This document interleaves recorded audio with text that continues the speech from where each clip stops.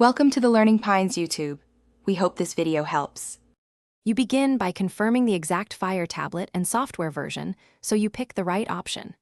Once done, sign into the Amazon account linked to the device. This is necessary because special offers are controlled from your account. Next, open Manage Your Content and Devices in a desktop browser or the Fire settings menu.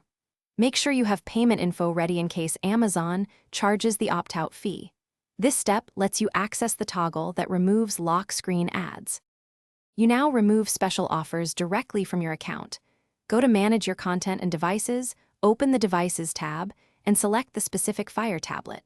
Then choose Edit and locate Special Offers. Switch it off. If Amazon prompts a one-time fee to remove ads, enter payment details and confirm. That clears the lock screen advertising permanently for that device. Make sure you're selecting the correct device name. Otherwise, you'll remove offers from the wrong tablet, which wastes time and billing. Finish by restarting the Fire tablet to force a sync. You should no longer see lock screen ads. If ads persist, return to Manage Your Content and Devices to confirm the special offer's status. Then sync device or deregister and re-register it to refresh settings. If you prefer a different approach, enable apps from unknown sources and install a third-party launcher to bypass Amazon's lock screen.